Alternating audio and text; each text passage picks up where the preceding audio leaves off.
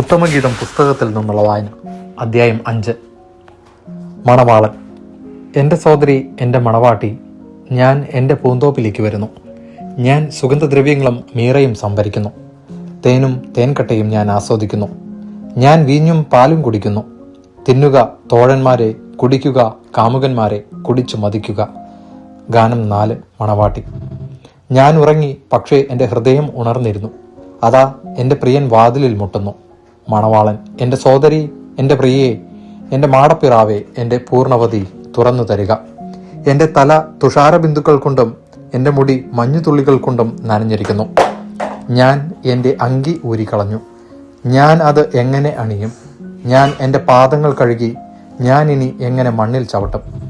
എൻ്റെ പ്രിയൻ വാതിൽ കൊളുത്തിൽ പിടിച്ചു. എൻ്റെ ഹൃദയം ആനന്ദം കൊണ്ട് തുള്ളിച്ചാടി. എൻ്റെ പ്രിയന് തുറന്നു കൊടുക്കുവാൻ ഞാൻ എഴുന്നേറ്റു. എൻ്റെ കയ്യിൽ നിന്ന് മീറയും എൻ്റെ വിരലുകളിൽ നിന്ന് മീറത്തുള്ളിയും വാതിൽ കൊളുത്തിൽ ഇറ്റു വീണു. എൻ്റെ പ്രിയനായി ഞാൻ കതക് തുറന്നു. പക്ഷേ അവൻ അപ്പോഴേക്കും പോയി കഴിഞ്ഞിരുന്നു. അവൻ സംസാരിച്ചപ്പോൾ എൻ്റെ ഹൃദയം പരവശമായി. ഞാൻ അവനെ അന്വേഷിച്ചു, കണ്ടെത്തിയില്ല. ഞാൻ അവനെ വിളിച്ചു, അവൻ വിളി കേട്ടില്ല. കാവൽക്കാർ നഗരത്തിലൂടെ ചുറ്റിക്കറങ്ങുമ്പോൾ എന്നെ കണ്ടു. അവരെന്നെ തല്ലി, അവരെന്നെ മുറിവേൽപ്പിച്ചു. അവർ എൻ്റെ അങ്കി കവർന്നെടുത്തു. മതിലുകളുടെ ആ കാവൽക്കാർ തന്നെ. ജെറുസലേം പുത്രിമാരെ, ഞാൻ കെഞ്ചുന്നു. എൻ്റെ പ്രിയനെ കണ്ടാൽ ഞാൻ പ്രേമാതുരയാണെന്ന് അവനെ അറിയിക്കണമേ. തോഴിമാർ.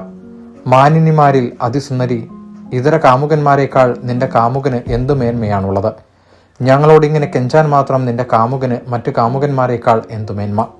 മണവാട്ടി. എൻ്റെ പ്രിയൻ അരുണനെ പോലെ തേജസ്സുറ്റവൻ, 10,000-ങ്ങളിൽ അതിശ്രേഷ്ഠൻ. അവൻ്റെ ശിരസ് തനി തങ്കമാണ്. കാക്കക്കറുപ്പുള്ള അവൻ്റെ അളകാവലി തിരമാലയ്ക്ക് തുല്യം. അവൻ്റെ കണ്ണുകൾ അരുവിക്കരയിലെ പ്രാവുകളെ പോലെയാണ്. പാലിൽ കുളിച്ച് തൂവലൊതുക്കിയ അരിപ്രാവുകളെ പോലെ തന്നെ. അവൻ്റെ കവിളുകൾ സുഗന്ധദ്രവ്യങ്ങളുടെ തടങ്ങൾ പോലെയാണ്. അവിടെ നിന്ന് പരിമളം പൊഴിയുന്നു. അവൻ്റെ അധരം ലില്ലിപ്പൂക്കളാണ്. അവിടെ നിന്ന് നറും പശ ദ്രവം ഇറ്റു വീഴുന്നു. അവൻ്റെ ഭുജങ്ങൾ രത്നം പതിച്ച സുവർണ ദണ്ഡുകൾ. അവൻ്റെ ശരീരം ഇന്ദ്രനീലം പതിച്ച ദന്തനിർമ്മിതിയാണ്. അവൻ്റെ കാലുകൾ സുവർണ തലത്തിൽ ഉറപ്പിച്ച വെണ്ണക്കൽ സ്തംഭങ്ങൾ. അവൻ്റെ ആകാരം ലെബനോനിലെ വിശിഷ്ടമായ ദേവദാരു പോലെ. അവൻ്റെ മൊഴികൾ അതിമധുരമാണ്. എല്ലാം കൊണ്ടും അഭികാമ്യനാണവൻ. ജെറുസലേം പുത്രിമാരെ, ഇതാണെൻ്റെ പ്രിയൻ, ഇതാണെൻ്റെ തോഴൻ. തോഴിമാർ. ദൈവവചനമാണ് നാം കേട്ടത്.